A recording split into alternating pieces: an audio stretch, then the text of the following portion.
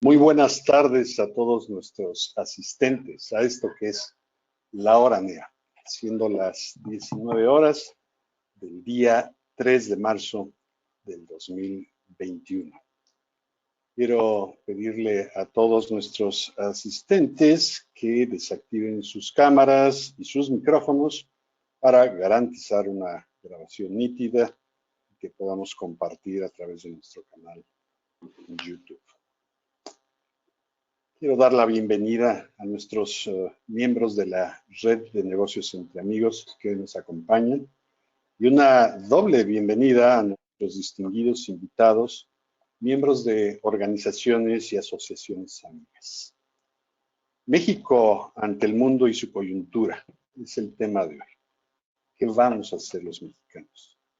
Pero antes de continuar, quisiera presentarles a Rodrigo Llanos, nuestro presidente de la Red de Negocios entre Amigos, NEA, para que nos comparta unas palabras de bienvenida y una breve semblanza de nuestra asociación, y sobre todo por aquellos de ustedes que nos acompañan por primera vez. Rodrigo, por favor. Muchas gracias, Jesús. Bueno, pues muy brevemente quiero agradecer a Armando Noricumbo, a Jesús Busch y a Enrique de la Madrid por esta plática que vamos a tener hoy en nuestro contexto de la hora NEA. La NEA es la red de negocios entre amigos. Nosotros empezamos a reunirnos ahora un par de años, ¿no? Y nuestro objetivo es ayudarnos entre nosotros, ¿no? O sea, todos somos profesionales, todos hemos trabajado en empresas grandes, todos hablamos idiomas, hemos vivido fuera, tenemos conocimientos de otras culturas, y queremos hacer las cosas bien, ¿no? Lo que queremos es trabajar decentemente, pero nuestro fin es ayudarnos entre nosotros. Por eso es el nombre de Red de Negocios entre Amigos. Y nuestro otro objetivo importante es ayudar al emprendimiento en México, ¿no? ¿Y por qué ayudamos al emprendimiento? Pues porque al hablar de emprendimiento estamos hablando de libertad, estamos hablando de meritocracia, estamos hablando de instituciones, estamos hablando de división de poderes, de democracia, y esos son los valores o economía de mercado, y esos son los valores en los que nosotros no solo ponemos nuestra boca, sino también ponemos nuestro dinero. Entonces, básicamente no me voy a extender más. Esto es la red de negocios entre amigos. Si cualquiera de ustedes está interesado en conocer más de nosotros, tenemos una página web que pues, es Negocios entre Amigos, ¿no? Y bueno, pues, todos, Armando Noricumbo, Jesús Busch, Armando Merlo, Carlos Medina, muchas personas que están a sus órdenes para platicarles de nuestra red, ¿no? Muchas gracias, Jesús. Adelante, por favor. Muchas gracias. Como les comenté hace un momento, el tema de hoy, México ante el mundo y su coyuntura. ¿Qué vamos a hacer los mexicanos? Este tema será impartido por nuestro buen y admirado amigo Enrique de la Madrid Cordero. Quiero, antes de leer tu semblanza, Enrique, compartir con la audiencia que el formato de hoy será una presentación que hará Enrique y posteriormente dejaremos un espacio para canalizar los comentarios y preguntas de ustedes, nuestros asistentes, que les pedimos canalicen a través del chat de esta aplicación GoToMeeting. Ahí vamos Armando Noricumbo y un servidor a irlas tomando ya en la sesión de preguntas y respuestas para canalizarlas directamente a Enrique. Y así hasta que el tiempo nos alcance. Y sin más, Enrique, te damos la bienvenida. Gracias por darnos este tiempo. Y si me permites, quisiera compartir una semblanza tuya con datos muy interesantes que estoy seguro no todo el mundo conoce. Como el hecho de que tu segundo nombre es Octavio, eres Enrique Octavio de la Madrid Cordero. Eres abogado, eres servidor público, eres columnista, eres político mexicano. Tú naciste en la Ciudad de México un 1 de octubre de 1960 62, o sea que este año cumples 59 años y te acercas al sexto piso. Te quiero decir algo, dicen los expertos que la mejor década que puede tener un hombre es la década de los 60, después la de los 50 y después la de los 40. Entonces, imagínate a dónde estás llegando, Enrique, y con el apoyo de muchos mexicanos, a dónde puedes llegar. Tú eres licenciado en Derecho, egresado de la Universidad Nacional Autónoma de México, y tienes una maestría en Administración Pública de la Escuela de Gobierno John F. Kennedy de la Universidad de Harvard. Como funcionario público has ocupado, entre otros, el puesto de coordinador general técnico de la presidencia de la Comisión Nacional Bancaria y de Valores. Esto fue de 1994 a 1998. En el 2000 fuiste postulado y electo diputado federal plurinominal, cargo que ocupaste hasta el 2003. Y después de ahí competiste por la jefatura delegacional de la Álvaro Obregón, que a final de cuentas quedó en la candidata del Partido de la Revolución Democrática en aquel entonces. Para 2006, siendo tu predecesor José Antonio Meade, fuiste presidente, y siendo presidente Felipe Calderón, se te designa como director general de Financiera Rural, cargo que dejaste el 31 de julio del 2010. Para diciembre del 2012 fuiste nombrado director general de Banco Nacional de Comercio Exterior, Bancomext. Esto en tiempos del presidente Enrique Peña Nieto. Para agosto del 2015 asumes el cargo de secretario de Turismo, mismo que desempeñas hasta el final del sexenio del señor Peña Nieto, noviembre de 2018. Y pocos saben que durante tu gestión pues apoyaste este Gran Premio de México de la Fórmula 1, que fue galardonado como uno de los mejores eventos del año, pero también firmaste este contrato inicial, así como la extensión para otros 6 años de la NFL en México. Esa es de las cosas que no todo el mundo sabe de tu intervención. En el sector privado, en ámbito empresarial, fuiste presidente ejecutivo del Consejo Mexicano de la Industria de Productos de Consumo, con México. Y fuiste director de Relaciones Institucionales y Comunicación Corporativa en HSBC para México y América Latina. Qué interesante. En el sector académico, fuiste profesor del ITAM, del 96 al 98. Y a partir de enero del 2019 has estado encabezando esta iniciativa de ciudades inteligentes del TEC de Monterrey, que es un centro de investigación y consultoría, y hasta donde entiendo, mucho de esto último nos lo vas a platicar hoy en tu presentación. Ya para terminar, una referencia hacia los medios en que has estado. Tienes un libro titulado México en la generación del desarrollo, bajo el sello editorial de Random House. Has sido articulista de Reforma y de Milenio, y bueno, hasta en programa de televisión has estado. Ahora, Futuro México y el Mundo. Y sin más, Enrique, es un honor, un privilegio poder presentarte ante nuestra comunidad. Somos todos amigos. Te dejo el micrófono y nos vemos en la sesión de preguntas y respuestas. Bienvenido.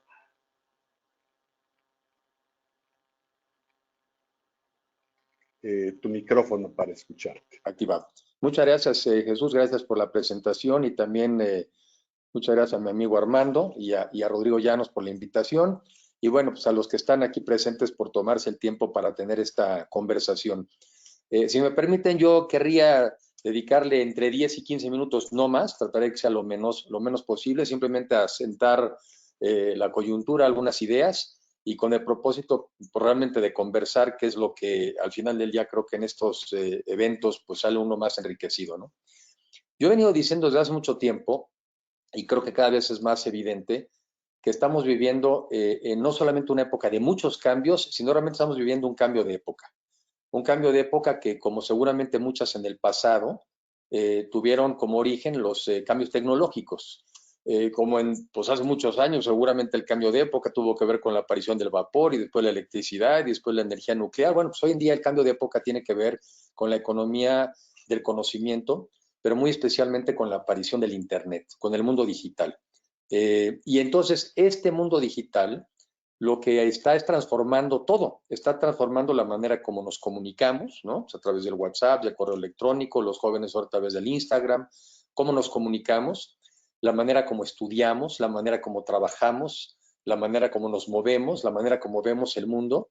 Entonces, este mundo digital está transformando todo y creo que eso es muy relevante entender que por eso luego es muy difícil entender todos los cambios porque estamos en este cambio de época. Y si me ayudan, yo que no estoy apenas con esta nueva presentación, si me ayudan a darle paso a las siguientes láminas. Siguiente. Entonces, y si quieren la que viene, siguiente también. Miren, aquí yo pongo esta lámina que me parece que lo que trato yo de aquí de significar, pues es dónde está la economía hoy, ¿no? ¿Dónde está el crecimiento económico? ¿Dónde está el valor? Y me parece que es muy revelador cuando ves que las primeras 3 empresas, ¿no? Un Microsoft, un Amazon, un Google, pues hoy en día valen 8 veces más, por ejemplo, que lo que vale un ExxonMobil. ExxonMobil muy representativo de la economía anterior, de la economía basada en las energías fósiles, de las energías tradicionales, o incluso del sector automotriz tradicional, ¿no? El caso de Toyota, el valor de mercado de 200 millones de dólares, miles de millones. Y aquí, bueno, pues las cifras ya prácticamente de una empresa como Microsoft, pues para ponerlo en perspectiva, yo creo que ha de ser como 1 punto algo el PIB de México anual, ¿no? Siguiente. Esta siguiente lámina, que la hicimos hace poco, todavía habla más de que este cambio además está siendo exponencial. Veamos, por ejemplo, la empresa, la misma que yo decía, la de ExxonMobil, que valía en el año 2010, valía 332 mil millones de dólares, pues ya vale 1/3 menos, tan solo 11 años después.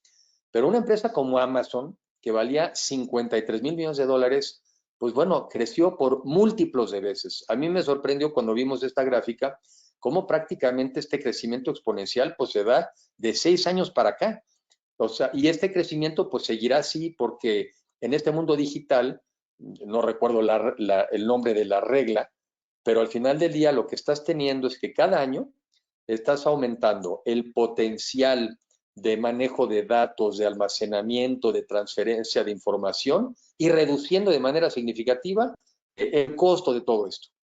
Alguien me platicaba ayer una entrevista que le hacía el director de Dell en México, que creo que un terabyte o terabyte, que antes un disco duro de información te valía $1 millón hace 10 años y hoy te vale 1,000, ¿sí? Entonces, pues de ese tamaño son los cambios y por eso también lo difícil de entender todo lo que implica. Siguiente. Tenemos empresas como las que conocemos, ¿verdad? Facebook, Airbnb, Uber, en donde no son dueños del contenido, ni hacen los contenidos, no son dueños de los cuartos que rentan, no son dueños tampoco de los coches, ni contratan a los conductores, pero sí han generado toda una red para podernos conectar entre nosotros. Y es así como están surgiendo un montón de aplicaciones para atender diferentes necesidades. En este programa que menciona Jesús, que tengo de Ahora Futuro, México y el Mundo en ADN 40, que ojalá algunos tengan la oportunidad de verlo luego metiéndose a YouTube, metiéndose a las redes. Entrevisto yo a muchas personas jóvenes, muchos de ellos, que están generando nuevas tecnologías y que están aprovechando también este mundo digital para generar nuevas aplicaciones. Siguiente. En la pandemia, pues que es una tragedia humana, por lo que implica en términos de enfermedades, de pérdidas de vidas, del impacto en la economía, que es una cosa terrible. Por otro lado, es una enseñanza de los avances científicos que hemos llevado en el mundo, pero concretamente en estos casos, la pandemia lo que ha hecho es que ha acelerado la digitalización.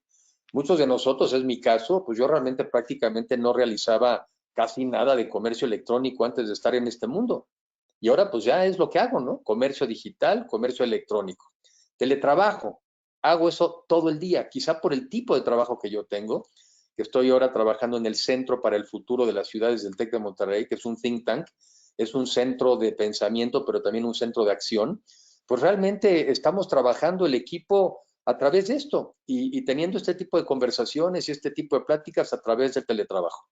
La telemedicina también estoy convencido, ya también van 2 ya presenté un programa y ayer apenas grabando otro de la nueva manera de tener una interacción con los médicos, de tener, por ejemplo, terapia psicológica a través de estos medios. Este mundo también de la telemedicina se va a transformar a una velocidad espectacular. El otro día nos presentaban un trabajo sobre el estado de bienestar en los próximos años y había un montón de recursos que se sugería para hospitales. Y bueno, ahorita estamos todos obviamente muy preocupados y la necesidad de la hospitalización, pero yo creo que una primera reacción de muchos de nosotros es, oye, no quieres invertir tanto en hospitales, lo que quieres es invertir mucho en prevención y una buena parte de esa prevención tiene que ser el mundo de la telemedicina. Y otra área, bueno, terriblemente retada es el tema de la educación en línea. Siguiente. Sin embargo, lo que también quiero poner en esta presentación es dónde estamos en México hoy en día y qué vamos a hacer. Entonces, siguiente lámina, la primera que digo es, bueno, estamos en una crisis económica muy profunda, siguiente, en donde la economía cayó el año pasado 8.5%, pero el año anterior también había tenido un crecimiento negativo. Y las perspectivas de rebote, pues no son necesariamente espectaculares. Hay otros países que han caído también a niveles como este o incluso más altos, como es el caso de España, que quizá anda rondando por ahí el 12% del PIB, pero Estados Unidos cayó 3.5%, que es una de las economías con las que estamos finalmente más ligados. Siguiente. Esta caída además ha sido, como muchas veces, así como el crecimiento es disparejo en nuestro país, pues también las caídas lo son. De los estados que más han tenido pérdidas son los que venían creciendo también más, particularmente el caso de los estados turísticos como Quintana Roo y Baja California Sur, que van a traer una caída entre 3 y 4 veces lo que cayó el PIB a nivel nacional. Siguiente. Entonces decía, primera crisis, crisis económica. Siguiente crisis, siguiente. La siguiente crisis es una crisis social, porque al final del día es una crisis que lo que pone en riesgo, pues es la estabilidad, ¿verdad? Y la paz de un país.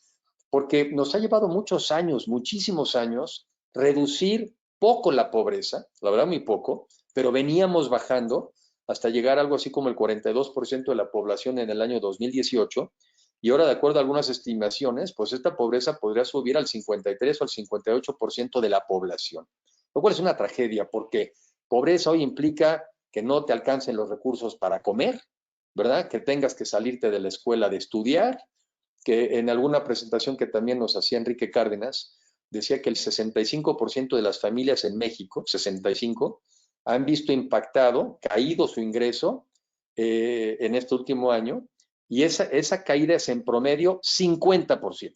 Entonces imagínense que las familias están perdiendo el 50% de sus ingresos. Es una cosa espectacular. La otra crisis en la que estamos, pues es la crisis sanitaria. Ahí nomás se les salió la presentación. Estamos empezando a ver los correos de alguien. Ya no los vamos a ver. Ya los vimos otra vez. La otra crisis es la crisis sanitaria, que bueno, de esta no quiero decir mucho más que seguimos ahí. Yo creo que ahora ya estamos más bien en la guerra de las vacunas, ¿verdad? Los países más ricos, el caso quizá más obvio es Estados Unidos, cómo están logrando probablemente vacunar a la gran mayoría de su población, incluso para verano, y otros, bueno, pues andamos empujones, entre otras cosas, porque seguramente no compramos todas las vacunas que debimos haber comprado, y la otra es por esta tentación absurda de tratar de centralizar el proceso de distribución de las vacunas. Cuando lo que hacen en otras partes del mundo, conozco más el caso americano, pues lo que hacen es que mandan las vacunas a los estados, mandan las vacunas incluso a los municipios, se ponen de acuerdo con el sector privado, en fin, todo el mundo le entra. Sí es una negociación a nivel gubernamental, pero después todo el mundo le entra a la distribución. Siguiente.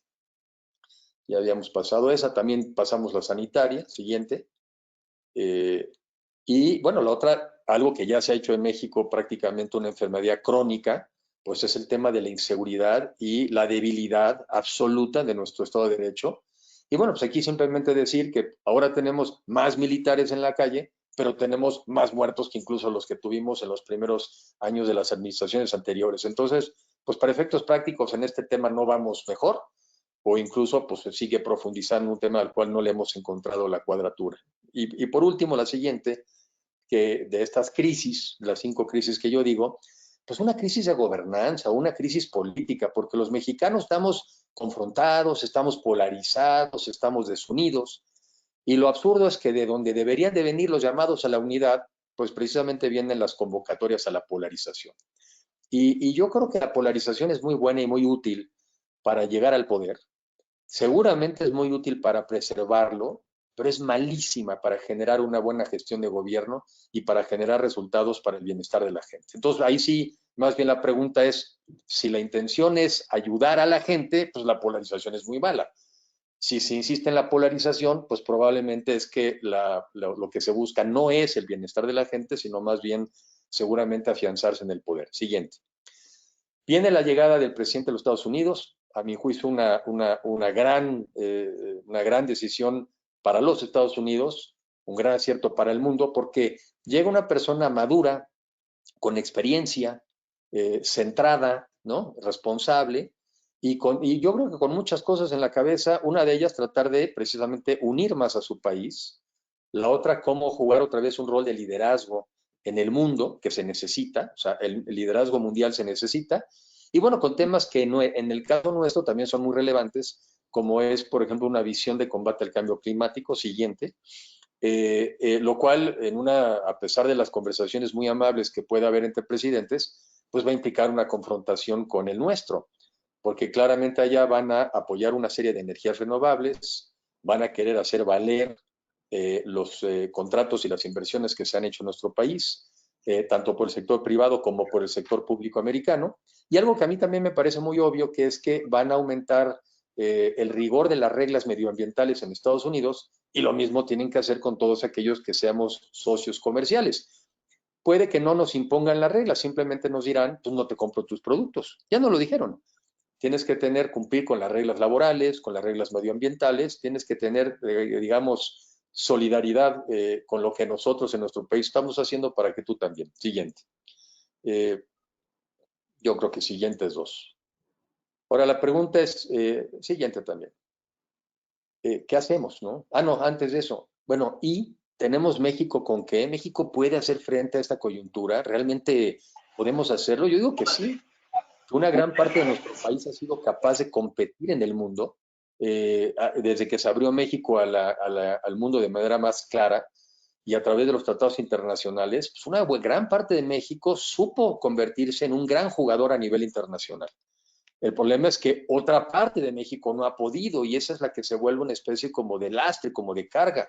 Entonces el reto no es como desglobalizar o sacar del mundo al México que se supo integrar, sino cómo integrar al que no hemos podido incorporar.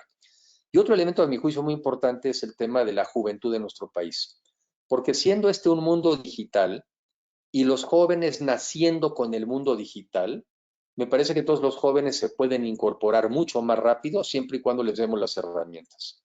A diferencia, yo creo que ser joven, siempre tener juventud ha sido bueno para tener fuerza de trabajo, para incorporarse a la industria, en fin, pero aquí es diferente, aquí es un talento y son una serie de habilidades que quizás son más propias de la gente más joven, y este mundo digital es una gran oportunidad para que los jóvenes mexicanos y sobre todo de aquellos estados que se nos han venido quedando atrás, se puedan incorporar sin tener que pasar por las etapas previas de la economía.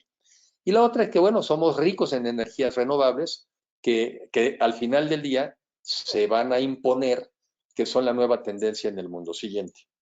Y hablamos después un poco más por eso. Ahora, ¿qué vamos a hacer los mexicanos? Siguiente. Yo lo que digo es que una primera situación que tenemos que reconocer es que no hemos hecho todo lo que pudimos haber hecho para estar mejor. Siguiente. Y creo que nos tenemos que proponer hacia adelante un mejor país, ¿sí? Un mejor país que sea un mejor país para todos, un país incluyente, un país, a mi juicio, que siga jugando a la globalidad, que se incorpore en el mundo, que sea competitivo, que sea digital, que sea de la economía del conocimiento, pero al mismo tiempo que se proponga ser incluyente y que realmente nos propongamos que nadie se nos quede atrás. Parte de lo que nos ha pasado en el pasado es que también se ha hecho un exceso digamos, de virtud, el éxito individual. No, hombre, ustedes, cada quien que luche por el éxito individual, cada quien que haga lo que le toca hacer, y eso va a generar bienestar en el resto. Yo en principio creo que la idea es correcta en principio, pero fue absolutamente insuficiente en la realidad. Y cuando se te van quedando muchas personas atrás, esas personas cuestionan si el modelo en el que estamos viviendo es o no el correcto. Y cuando se te quedan muchas personas atrás, son muy vulnerables precisamente a las propuestas populistas, a las propuestas que te dicen, yo te voy a proteger contra esos cambios. El otro día en una presentación que nos hizo en el TEC de Monterrey, y creo que esto fue Thomas Friedman de New York Times, decía que el muro que proponía Trump con respecto a los Estados Unidos, entre México y Estados Unidos, no es nada más el muro físico, sino que también era una metáfora de decir, yo los voy a proteger a ustedes contra estos vientos huracanados, ¿no? Contra la persona que está perdiendo su empleo en el sector automotriz, con el que ahora lo puede perder contra la inteligencia artificial. Yo los voy a proteger a través de estos muros. Y eso es lo que la gente lee. Eso es lo que la gente lee muchas veces con las propuestas populistas, yo te voy a proteger. Y mientras no salgamos otros, o muchos otros, o la sociedad en su conjunto a decir, yo también voy a ser solidario con tu situación, yo también te voy a proteger, yo voy a estar contigo, tenemos la batalla absolutamente perdida. Y el otro tema creo que es un compromiso con la sustentabilidad. ¿Y por qué? Porque vivimos en una crisis de cambio climático. Leía hoy que, por ejemplo, a partir del lockdown, ¿no? El encierro que nos dimos en el mundo, bajó algo así como 7% las emisiones de gases de efecto invernadero. Dicen, pues apenas tendríamos que tener uno de esos cada año durante los próximos 10 para no rebasar el 1,5 o 2 grados centígrados en el cual podríamos entrar a una catástrofe. Entonces, es un compromiso desde mi punto de vista, por un lado por la modernidad, pero por otro lado por la inclusión y la sustentabilidad. Siguiente. O bueno, van a ser siguientes dos y luego me regreso una más. Entonces, esto implica un cambio de valores, un fortalecimiento de valores, y me apuro, porque ya son estas dos últimas.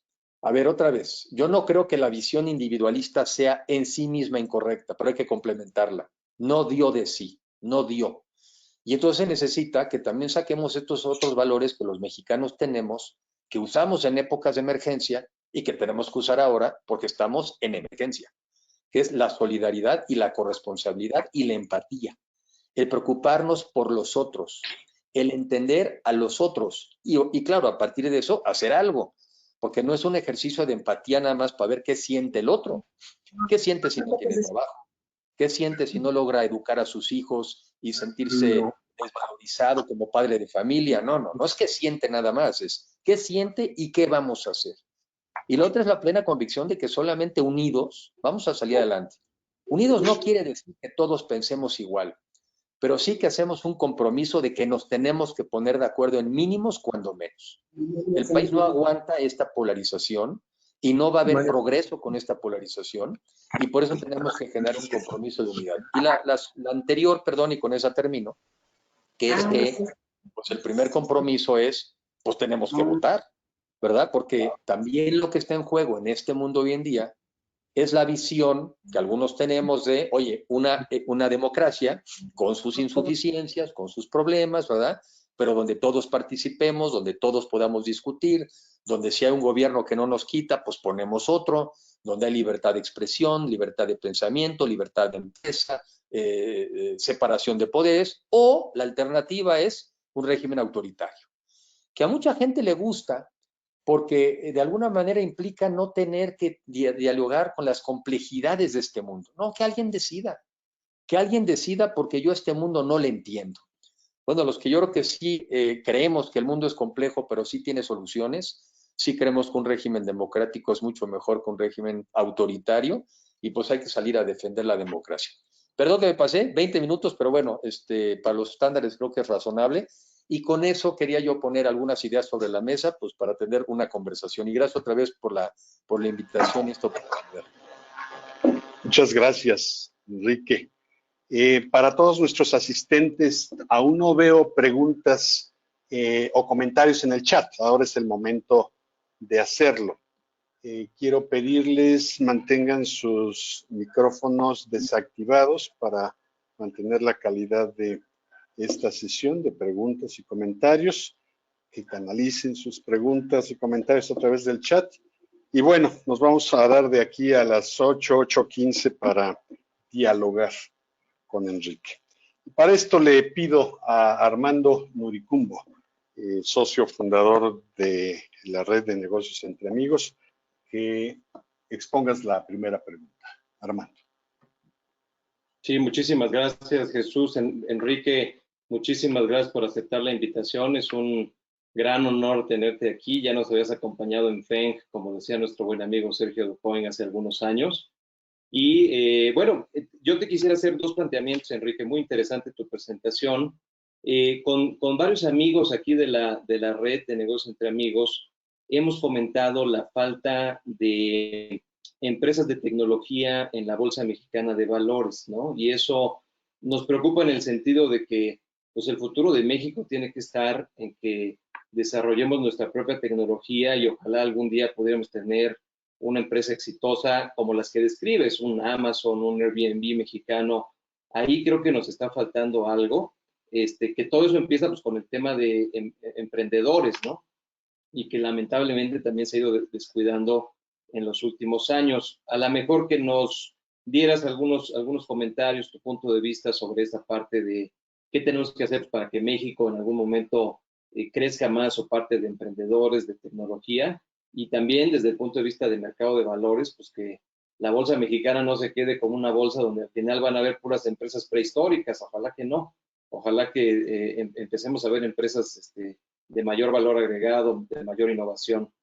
Y la segunda reflexión que me gustaría hacer contigo, Enrique, es lo que comentabas de la economía de la colaboración, también relacionada pues, con el futuro de México. Yo creo que este siglo va a ser el siglo de la colaboración en la economía y quizás también en la política, ¿no? Yo diría, la economía y la política tienen que ser de colaboración y no de división o de polarización, como tú decías.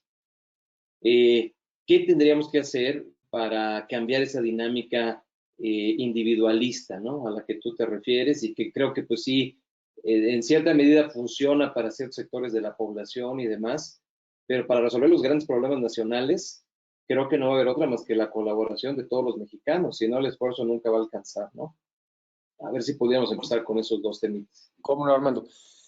Sobre la primera, por ahí también en este programa de Ahora Futuro México y el Mundo entrevisté yo a Santiago Levy, una entrevista que dividí en dos, y me parece que él de manera muy atinada dice, mira, durante muchos años hemos venido haciendo cambios a los programas sociales, él fue de los que creó el programa, siempre se me olvida cuál fue primero, si Progreso o Prospera, pero bueno, él fue el creador, siendo subsecretario, y decía, hubo muchos avances que ahorita no voy a vincular ahí, dice, pero al final del día lo que no logramos sustantivamente es reducir la pobreza.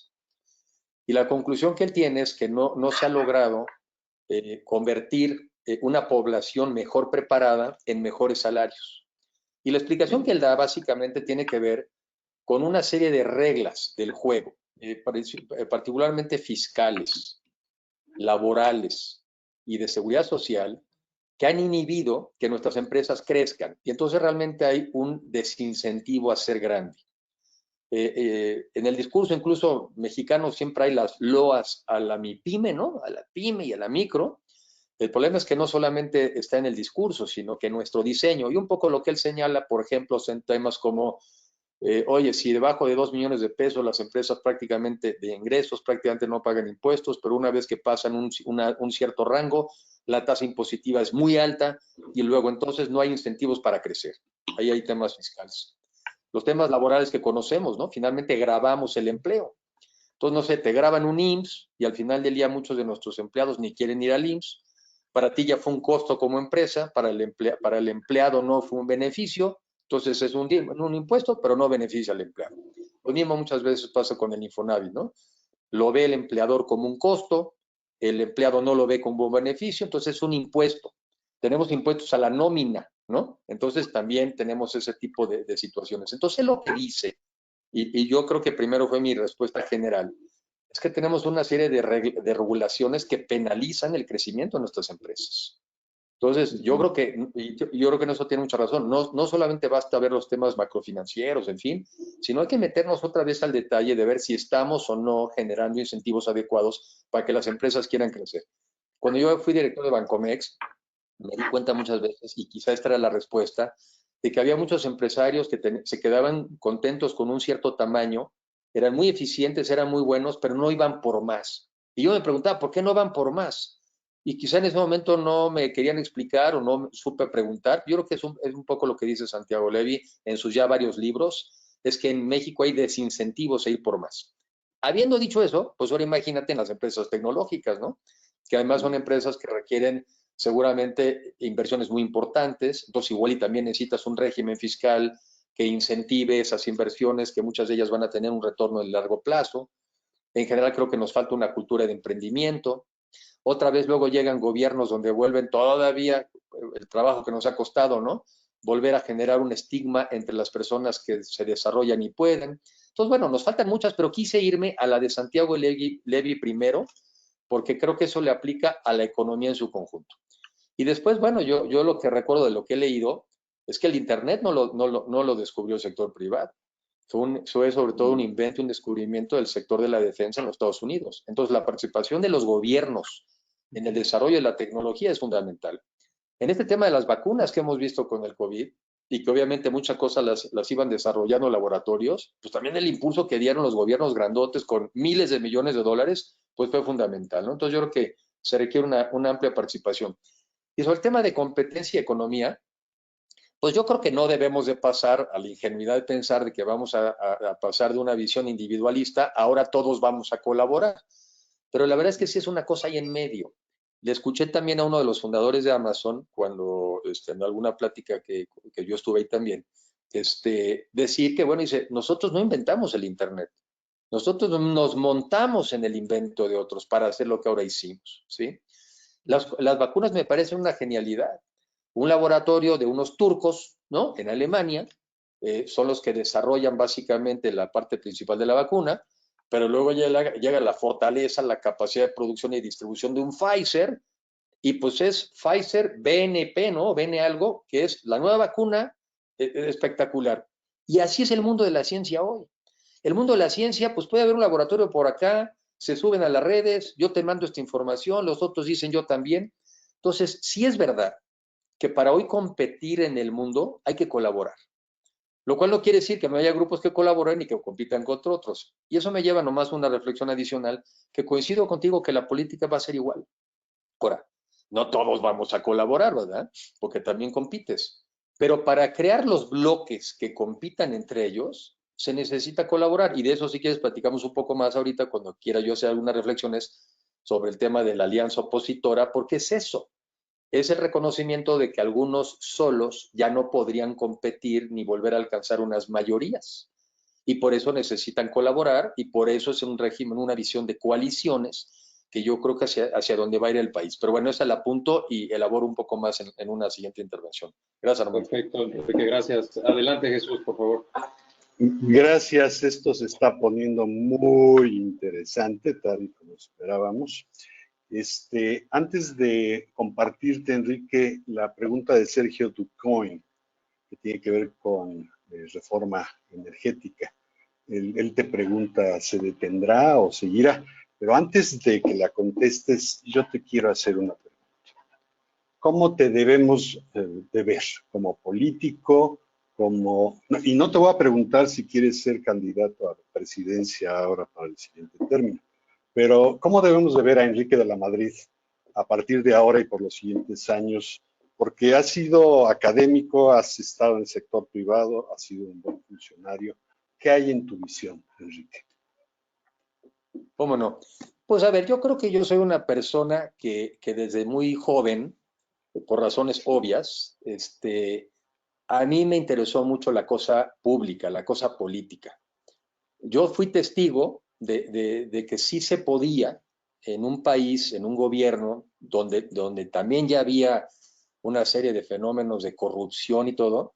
Yo fui testigo de vivir en mi casa que se puede ser honesto y capaz.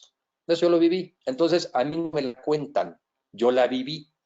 Yo la creo.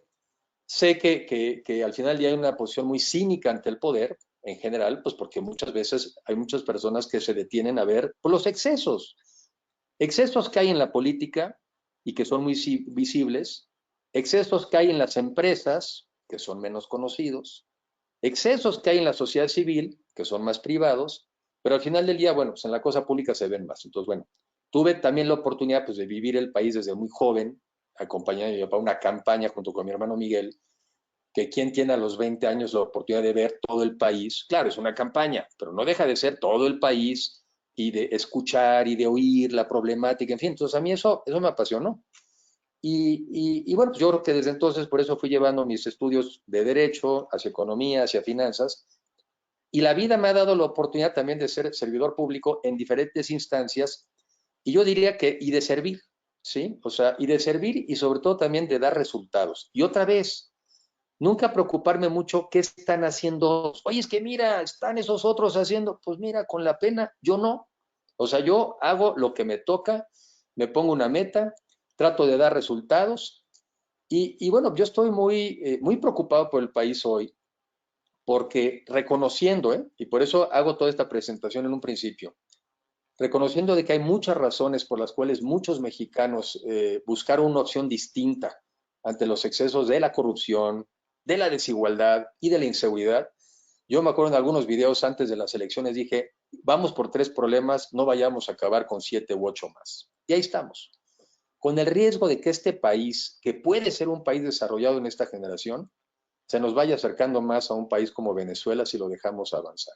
Entonces, ¿quién soy yo? Pues soy una persona, primero agradecido con la vida por lo que he tenido, un convencido de que un buen gobierno hace bien, un mal gobierno es muy dañino, y una persona que quiere exponer además que México sí tiene todo para seguir un país desarrollado en esta generación, sí tiene las condiciones, pero también necesita a un México más centrón, a un México menos agachado, a un México menos acomodaticio, ¿sí? Porque en estos casos el que se acomoda, al final del día, se tiene que acabar acomodando a lo que se quería acomodar, porque acabó provocando que ocurriera su peor escenario. Entonces yo quiero poner esta visión, yo no tengo enemistad contra personas, pero sí creo que hay a veces ideas malas que si prosperan hacen mucho daño. Y me siento en la obligación, en mi derecho, pero también en la obligación de transmitir esa información. Y así como digo aquí abiertamente, ¿qué nos toca este año? Votar. Este año es votar. Este año es participar.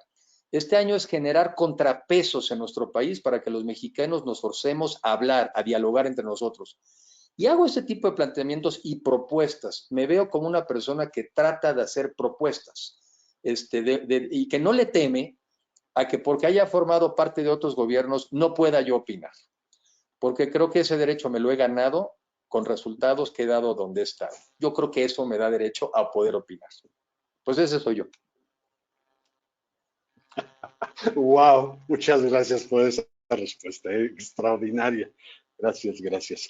Y ahora sí, volvamos y te quisiera pedir pues comentarios o respuestas cortas porque tenemos una lista tremenda y sí quisiera darle inclusión a la gran mayoría. Sobre el tema reforma energética, ¿continúa, se detiene? Nos pregunta Sergio Ducón. Va a continuar, la van a sacar adelante porque es de estas obsesiones y terquedades y nos va a llevar a una situación muy mala. Vamos a acabar teniendo energía más cara, energía más sucia. La energía cara va a implicar que el gobierno va a tener que subsidiar ahora esa energía para que no lleguen esos altos costos al sector residencial. Quiere decir que el gobierno va a gastar y va a dejar de gastar en hospitales, medicinas y lo que sea para atender su mala idea y sus consecuencias. Vamos en contra de las tendencias del cambio climático y vamos a chocar con los Estados Unidos por esto. No hay la menor duda. Y a la industria le van a cargar el costo porque alguien se lo tienen que cargar. Y entonces nuestra industria va a volver a tener o poca energía o energía cara, lo cual va a impactar en la falta de competitividad de los mexicanos. Y al final del día el impacto también en empleo. No tienes inversiones, no tienes empleos, no tienes bienestar. Es una malísima reforma cuyas consecuencias pues vamos a vivir de manera muy rápida. Gracias, Enrique. Armando, por favor, la siguiente pregunta. Muchísimas gracias. Enrique, ¿por qué no le entramos al tema de las elecciones y de la oposición? Hay varias preguntas. ¿Cómo consolidar a la oposición? ¿Cómo organizarla? ¿Cómo transformar este diagnóstico tan certero que tienes en una narrativa nacional que se pueda comunicar también a los votantes, ¿no? Porque el gran riesgo ahorita es que también muchos de los votantes pues se van con otros datos y ya nadie está viendo la realidad y la realidad tarde o temprano nos va a alcanzar. ¿Y qué tenemos que hacer de aquí a junio para hacer algo por el país? ¿Cómo no, Armando? Mira, yo creo que efectivamente todavía no ha calado lo suficientemente bien el tema de esta otra alternativa, de esta alianza Va por México. Pero bueno, finalmente ya vienen, no estamos en elecciones todavía, entonces yo todavía tengo la esperanza de que pueda haber una buena narrativa que lo logre explicar. Ahora ¿qué es lo que yo veo? Que México necesita generar contrapesos. Y porque hoy tenemos un partido dominante y dominado, pero mal que bien, una mitad de mexicanos, cuando menos, la ven como una buena opción. Y así lo ven. Ya vemos otra mitad de mexicanos que no lo vemos así, pero formamos parte de diferentes grupos, familias o partidos. Separados no la hacemos. Tenemos que formar una coalición opositora. Una coalición opositora cuyo objetivo primero ahorita es generar contrapesos. Oye, ¿no quieren más leyes como la de energía? Pues no pueden entonces tener el control de la Cámara de Diputados, no deben de tenerlo. Porque si lo tienen, pues tienen estas leyes y las que se les ocurran. Pero además, oye, ¿queremos cambiar el rumbo del gasto público? ¿Queremos quizá hacer apoyos sectoriales, apoyos al sector turístico, apoyos al sector manufacturero, al sector de vivienda? Pues entonces tenemos que controlar el presupuesto en la Cámara de Diputados. Entonces, ¿queremos mejores políticas? Necesitamos la mayoría en el Congreso. Oye, pero es el PRI y el PAN que son los mismos de siempre. Sí, ese es un problema. Pero tampoco todos los cuentos que nos contaron del PRI y el PAN, todos los cuentos son nada más fracasos, también ha habido éxitos y obviamente hubo excesos. De lo que se trata ahorita es que eso es lo que hay para generar contrapesos, pero me parece que eso se puede convertir en gobiernos de coalición hacia adelante. Bueno, cada quien lo vea, ¿no? Pero me gustó mucho una serie danesa que pasaron hace poco, en donde te das cuenta que al final del día, en un régimen parlamentario, pero pues puede ser semiparlamentario, son diferentes partidos haciendo alianzas, poniéndose de acuerdo en temas mínimos para poder formar un nuevo gobierno. Yo creo que eso es lo que se avecina en nuestro país en la otra mitad. Por cierto, en la mitad del gobierno actual también es una alianza. También es un partido grande, pero no podría solo y por eso se junta con otros dos. Entonces son gobiernos de coalición que va un poco a donde va lo que decía Armando hace un poco, pues ahí está también ya parte de la nueva colaboración. Entonces, la narrativa es que México necesita contrapesos, una democracia requiere separación de poderes, permitir que un solo poder controle a todos es acabar con la democracia, y los mexicanos nos debemos de sentar a conversar. ¿Para qué? Primero para escucharnos, para vacunarnos contra la polarización, y a partir de ahí para reconocer que tenemos puntos de vista diferentes, pero vamos a tratar de acordar mínimos. Si no tomamos esta oportunidad, probablemente no la volvamos a tener en el futuro cercano.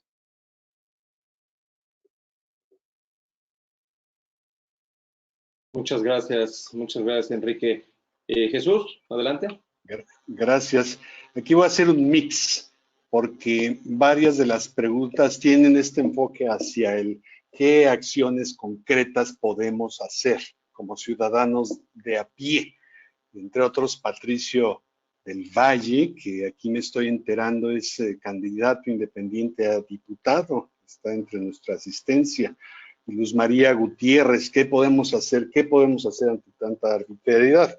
Y como parte de la pregunta te comparto un comentario que me hizo una amiga común que tú y yo tenemos, Enrique, ella es Tere Solís, trabajó para ti. Claro. Y ella en un evento, estuvimos sentados uno al otro, y yo le pregunté, oye Tere, porque además ella es politóloga y es buena para el tema de la política, ¿estás de acuerdo?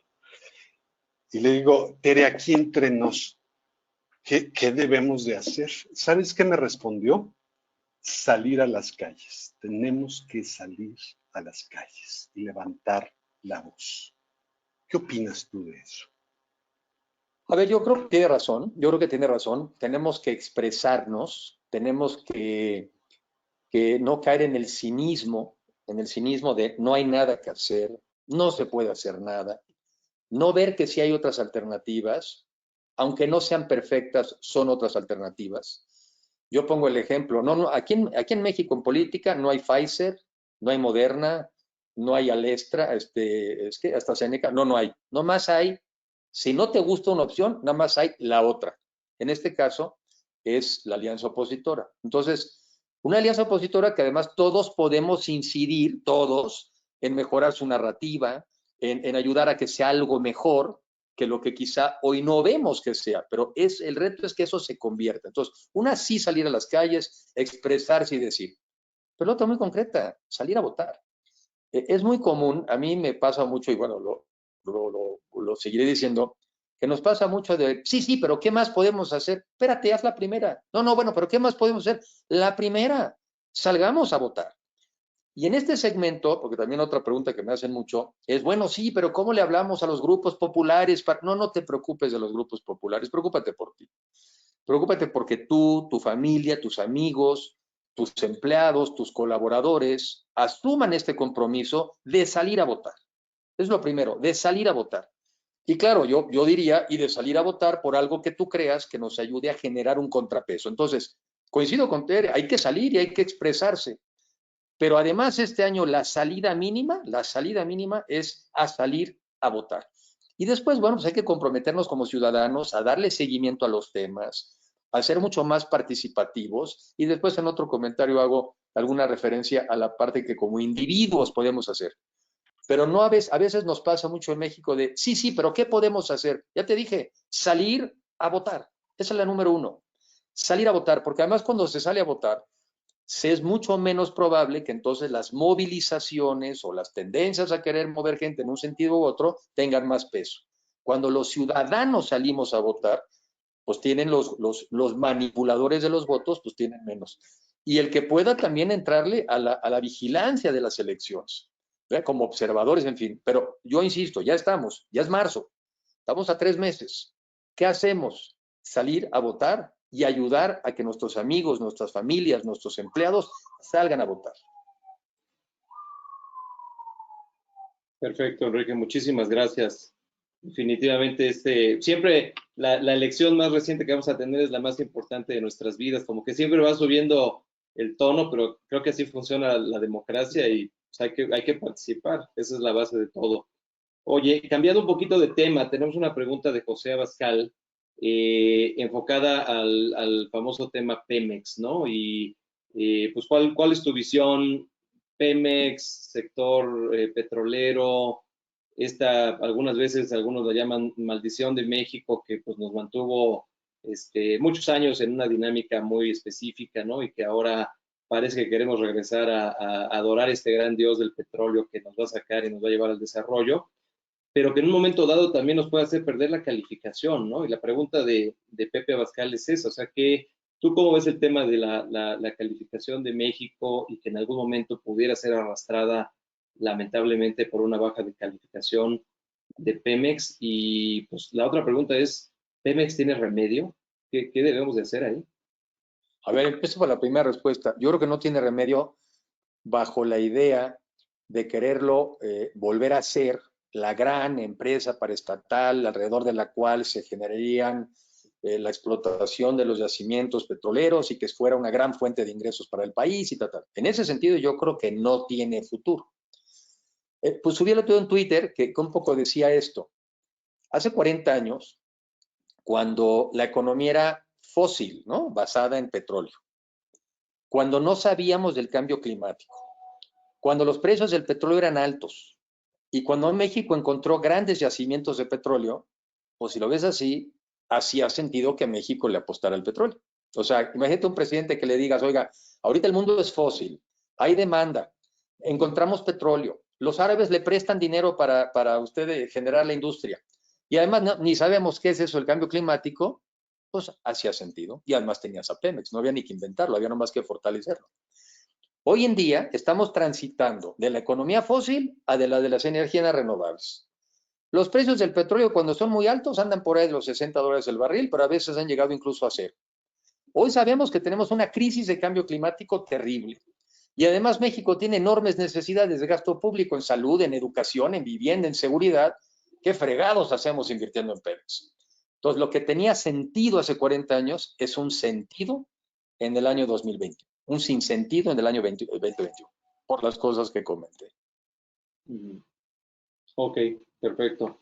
Gracias. Jesús, ¿tú tenías otra ahí? Esta tiene que ver con la fuerza de las mujeres. ¿Sabes tú, Enrique, de algún plan o de alguna iniciativa formal que realmente existe para fomentar la participación de la mujer en planes de crecimiento y de desarrollo en nuestro país? A ver, yo creo que el tema, hay varias aristas. Primero, yo creo que yo estoy convencido de que en estas elecciones, uno de los temas centrales es precisamente el tema de las mujeres. Yo creo que es un tema que ha venido creciendo. El otro día en TEC de Monterrey le pedí, nos hicieron el favor unas personas de hacer algo de escucha de redes, ¿no? Social listening, de las tres zonas metropolitanas más grandes, de Monterrey, Ciudad de México y Guadalajara, y jóvenes entre 18 y 30 años. Y cada ciudad, y hombres y mujeres, ¿no? Más o menos mitad y mitad. Cada ciudad tenía temas diferentes. La Ciudad de México, salud mental. Monterrey, temas de emprendimiento. Pero donde todos coincidían era temas de género, temas de feminismo, temas de feminicidios. Yo creo que el tema de las mujeres hoy en día es vital. En el mundo político, que el otro día me tocó hacer un seminario de esto, ha habido más avance, ¿verdad? En donde pasamos del mundo de las cuotas y de los cupos a la paridad de todo. Ahí sí ya hoy tienes la obligación de tener 50% de candidatos o candidatas para puestos de elección a nivel federal, a nivel estatal, a nivel municipal. Pero, y lo tienes también en teoría que tener para gobiernos en la parte ejecutivo, en la parte judicial y en los órganos. Ahí es donde todavía traemos problemas. Pero en fin, siento que esa parte va avanzando mejor. Y también con un reconocimiento y un grupo de mujeres muy aguerridas en los temas de violencia de género, violencia política, en fin. Está luego esta otra parte de la sociedad donde yo creo el mundo social o privado, donde hay un gap, ¿verdad? Hay una brecha de cuando menos el 30% en las oportunidades entre hombres y mujeres. 30% que significa que tienen 30% menos oportunidades, además del tema salarial, que normalmente están 30% abajo en temas a trato igual o salario igual, compensación desigual. El tema de género en México es fundamental. Seguimos siendo un país machista, somos un país que repetimos patrones. Les pongo el mejor ejemplo, que es Guerrero. Miren, si el señor Macedonio fuera, o Félix Salgado Macedonio fuera candidato en Guerrero, ganaría en Guerrero. Y uno dirá, bueno, ¿cómo es posible? Pues yo sí lo entiendo, porque al final del día es una sociedad que ha estado dominada por el patriarcado y seguramente muchas mujeres desde muy pequeñas, desde muy jóvenes, dominadas por el patriarcado, entonces en su cabeza dirían, pues así es esto, ¿no? ¿O qué? ¿Es de otra manera? Afortunadamente, la mayoría de México ya no es así, ya no piensa así, y me parece que el tema de género y de cómo seguir avanzando y de cómo seguir buscando una sociedad mucho más igualitaria se va a acelerar. Y es algo en lo que creo que todos tenemos que colaborar, no solamente porque es justo, que es como debe ser, sino porque además es lo que más beneficios le daría al país. Todavía hay una capacidad de generación de riqueza adicional en México en la medida en que se incorporaran todavía mucho más mujeres a la fuerza laboral. Entonces sí hay que hacer muchos temas ahí, como volver a restablecer o mejorar o crear un nuevo tema sobre las guarderías, porque no hacerlo es generar una situación desigual para mujeres que quieren trabajar y luego, dónde dejan a los hijos mientras los maridos no hacen lo mismo. En fin, debe haber una serie de propuestas y yo querría ver en estas siguientes campañas propuestas específicas sobre el tema de mujeres. Perdón por la respuesta larga, pero es un tema que amerita la reflexión. Muy padre, gracias, Enrique. Armando. Muchas gracias, Enrique. Sí, para comentarles, siempre tratamos de cerrar a las 8 de la noche, pero hay muchísimas preguntas, entonces Enrique ha accedido a quedarse unos 10 o 15 minutos más. Vamos a tratar de avanzar con todas las que podamos. Voy a agrupar dos preguntas, Enrique, que creo que es el tema de cómo unificar a México, cómo unificar a los mexicanos. Javier Estrada nos comenta que tú hablas de un cambio de época, pero a veces también parece que México vive varias épocas al mismo tiempo, ¿no? Tenemos un México que está en la colonia, otro México que está en principios del siglo XIX y uno que parece Suiza, ¿no? ¿Cómo unificar esos Méxicos? Y Enoc Gutiérrez y Jaime Morfín, quizás más desde el punto de vista geográfico, nos preguntan algo parecido. cómo hacer que las regiones atrasadas de México avancen y se incorporen al México avanzado, y no que sea al revés, que las regiones más atrasadas de México jalen y hagan que pierda velocidad México. Yo recuerdo que en alguna presentación que tú nos diste, nos decías cómo los estados que están vinculados a la economía global típicamente crecen más que los estados que no están vinculados, creo que va por ahí. Y tu visión de la reducción de la pobreza, cómo eso podría generar avances en la reducción de la pobreza. Pues yo creo que tú mismo planteaste una buena parte de la respuesta, que es que México es muchos Méxicos, México es muchas regiones, y también queda muy claro cuáles son las regiones más atrasadas. Efectivamente, yo por ahí tenía algunas láminas que evidenciaban que hay una parte de México, muchos estados como Aguascalientes, Querétaro, los dos más típicos, llevan 25 años creciendo al 5% anual. Entonces a ellos, esos que les cuentas estas cosas de un país terrible, miserable, que no avanza, que está en el retroceso, pues eso a ellos no les hace sentido, porque llevan 25 años consecutivos creciendo al 5% anual. Y en estos estados el nivel de pobreza no rebasa el 30% hasta el año 2018. O sea, crecimiento sí implica menor pobreza, aún con nuestros problemas de distribución.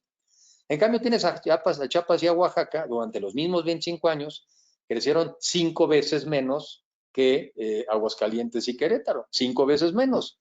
Y en esos estados, casualmente, el nivel de pobreza está cerca del 70%. Entonces, yo creo que la solución es en parte la que aquí se plantea. Pues trato desigual a escenario desigual, a donde tenemos que ir a tomar más medidas para tratar de actualizar a esos estados, son los que se nos han quedado atrás, y que eso no signifique detener a los que pueden avanzar. Pero sí tenemos que concentrarnos en los que se nos van quedando atrás, porque somos parte del mismo país, y en la medida en que esos estados se nos quedan atrás, cuando vienen las decisiones políticas fundamentales de a dónde vamos, pues esos estados son los más vulnerables y son los que piden el muro famoso que yo platiqué. Pues paren esto, paren esto. Y yo sí quiero a alguien que me proteja y que además me cuente un buen cuento, que me cuente un cuento de que no soy yo el culpable de esto, sino que además son ellos los que me han quitado las oportunidades, porque los humanos también necesitamos un cuento que nos deje a nosotros bien parados con nosotros mismos. Entonces hay que enfocarnos en el sur, hay que enfocarnos en el sur. Ahora, yo sostengo que este mundo digital es una gran oportunidad. Porque no, a ver, yo no me imagino una planta de vehículos en Oaxaca. No va a llegar la Volkswagen a Oaxaca, ni va a llegar la Ford. Está lejos, los insumos están lejanos, el mercado está lejano. No va a llegar. Entonces, ¿qué hacemos? Pues el Internet es lo que tiene que llegar. Y lo que tiene que llegar son las habilidades para que los jóvenes se suban al mundo digital. Porque hoy en día un mexicano, donde viva, puede estar contratado por un colombiano, por un francés, por un americano, puede estar conectado al mundo desde su casa. Eso no existía antes, te tenías que ir. Fíjense, antes o llegaba la inversión a tu estado o tú te ibas. Eran las dos opciones que teníamos en el mundo. Hoy ya no. Es tú ayúdame a tener habilidades, eso sí, que me llegue el Internet y yo me subo al mundo. Y yo me subo al mundo. Entonces, nosotros tenemos que buscar la manera de lograr esas inversiones y dar esas habilidades. Y luego la otra, una especie de pacto norte-sur entre los mexicanos. Así como siempre hablamos del diálogo norte-sur entre los países, un pacto norte-sur. ¿Qué podemos nosotros comprar de los mexicanos del sur que necesitamos en el centro y norte del país? ¿Qué podemos desarrollar? ¿Qué inversiones podemos hacer? Porque miren, para que la gente compre esta visión, pues también tiene que tener beneficios. Porque no solamente es el rollito lo que te tiene que motivar, sino que tiene que haber beneficios. Yo soy un convencido. Recuerdo haber leído algún libro, se me va cuál es el nombre, pudiera ser uno que se llama Abundance, que era del tema de la universidad de esta Singularity. Pero recuerdo, y si no era otro libro, que hablaba de que habían puesto en algún lugar, en un país africano, una computadora, en un lugar donde los niños no sabían inglés ni sabían nada. Y al poquito tiempo estos chavos ya estaban sabiendo usar la computadora con su poco inglés y con las habilidades que tenían. Ahora imaginémonos, si sí les damos capacidades, ya no necesitas la carrera del pasado, ya no necesitas la educación de muchos años del pasado para subirte al mundo de hoy. Sí necesitamos ir por el México rezagado, en el sentido económico de la palabra, y sí necesitamos también un pacto entre el México que le ha ido bien y el México que se nos quedó atrás. Totalmente, muchas gracias, Enrique. Oye, nos llega un mensaje de un amigo en común también, relativo al tema de el punto que tocamos sobre las mujeres, Fernando Ferrer. Nos comenta que hay una plataforma que se llama Auna, que está impulsando representaciones políticas para mujeres líderes. Entonces te va a mandar ese tema para que lo revises. Gracias, Fernando. Y Gracias, Fernando. Jesús, no sé si quieras un último par de preguntas y quizás ya entrar a la recta de cierre. Con todo gusto. Enrique, turismo, esta gran industria, este gran tesoro que México tiene, que conoces muy bien. No solo por la pandemia, sino pues el enfoque del nuevo gobierno, quitó instituciones, quitó recursos y esto se vino abajo. ¿Cuál es tu expectativa? ¿Cuál es tu sentir? ¿Qué podemos hacer en lo que resta de esta administración y qué habrá que hacer para los siguientes años? Yo creo que en el turismo, como en muchos otros sectores de la economía, se necesita el apoyo gubernamental. Esta semana están discutiendo un paquete de 1.9, ya no sé, billones de pesos mexicanos, trillion en inglés, que es como una y veces medio el PIB mexicano en los Estados Unidos. Ya no sé si es el segundo o el tercer paquete, que implica que te llegan $1,000 por persona, creo que son 1,500 si son una pareja, te aumentan el seguro de desempleo $400 la semana hasta el mes de agosto. A ver, los países han utilizado sus recursos pues para apoyar a su población, porque no hay nada más importante ahorita, no hay nada más importante que salvar la vida de los mexicanos y salvar la vida de las empresas de los mexicanos para salvar el empleo. No hay nada más importante. Oye, pues no lo hicimos el primer año. Bueno, pues no lo hicimos el primer año. ¿Qué tal que lo hacemos el segundo? Porque si no, los daños a la economía, los daños a las familias, la muerte de las empresas, la dificultad de reponerte después de este daño sería cada vez más difícil. Entonces, no me detengo en el turismo porque le aplica a todos, pero claro que los turisteros necesitan apoyo para pagar las nóminas, como lo hacen en otros países, para que les prorroguen el pago de los prediales en los estados y en las ciudades, para que les den financiamiento para hacer frente a los temas de liquidez. Entonces digo, el sector turístico que tiene todas estas exigencias, pero pues tienen todos los demás sectores de la economía que necesitan apoyos, porque pues para eso el dinero público también, cuando hay una emergencia, le entras y ya después, bueno, pues después pones la casa en orden, ¿verdad? Pero lo primero es sobrevivir. Entonces yo creo que lo que podría yo decir del turismo, lo puedo decir en general de la economía en su conjunto. Perfecto, perfecto, Enrique. Muchísimas gracias. Pues bueno, yo creo que para respetar el tiempo, nos gustaría mucho quizás pedirte que des algunos comentarios de cierre, algunos puntos en los que quieras hacer énfasis y después de eso le pediría a Jesús y a Rodrigo que enciendan sus cámaras para darte la despedida como se merece. Pero adelante si quieres hacer algún comentario de cierre, por favor. Gracias, Armando. Bueno, pues simplemente decir que por un lado tenemos un mundo lleno de oportunidades. A mí me parece que la economía del conocimiento, la economía digital, es un mundo que a México en especial le ofrece muchas oportunidades y especialmente a los jóvenes, porque son personas a las que se les haría más fácil incorporarse a este mundo siempre y cuando seamos capaces de dotarles las habilidades y las herramientas y el acceso al Internet. Pero ese es el nuevo mundo, ese es en el que tenemos que jugar y competir, pero me parece que es un mundo que nos permitiría cerrar la brecha. Pero por otro lado, pues sí, vivimos una tendencia donde pareciera regresarnos a un pasado nostálgico que nunca existió, ¿verdad? Como si fuera una panacea, esta tentación de protegernos de los cambios, y la mejor manera de protegerse contra los cambios es prepararse para los cambios. O sea, la mejor manera de protegerse es prepararte, y ahí lo que necesitamos es estar todos preparados, unidos, y hago mucho énfasis en que veamos una nueva visión del país que queremos. Que sea un país sí digital, sí moderno, sí próspero, sí global, pero al mismo tiempo humano, empático, corresponsable, solidario. Es la única manera que tenemos de salvar país. ¿Y por qué importa el país? Porque es donde vivimos. El entorno sí pesa. El entorno sí influye mucho en si nuestro esfuerzo va a tener o no resultados. Yo creo que tenemos que tener la casa en orden para que después todos podamos hacer lo que aspiremos a hacer. Y bueno, pues agradezco mucho. Y, por último, hay que votar. Porque todas estas ideas, si no culminan en algo, pues no sirven para nada, ¿sí? Un poco cuando te dicen, bueno, Enrique, ¿cómo te ves? Alguien impulsando a la acción. En este caso, la acción que se necesita es generar contrapesos en nuestro país. Oye, no me gusta mucho ese otro equipo, es lo que hay. Y si no te gusta, pues entonces contribuye con narrativa, contribuye con ideas, incluso métanse algunos a la política, que les digo a los jóvenes. ¿No les gusta el tipo de políticos que hay? Pues métanse ustedes para mejorar la mezcla, ¿sí? Si no, no vale ni puede uno criticar lo que tenemos si no estamos dispuestos a hacer algo para mejorarlo. Los malos gobiernos los escogen los buenos ciudadanos que no participan. Los malos gobiernos los escogen los buenos ciudadanos que no participan. Que no nos pase eso. Sé que estamos en una coyuntura, sé que tenemos mucha historia muy difícil, sé que traemos un peso y una carga, pero tenemos también que reaccionar con urgencia y con inteligencia ante un escenario tan difícil, pero también tan lleno de oportunidades. Gracias. Totalmente de acuerdo.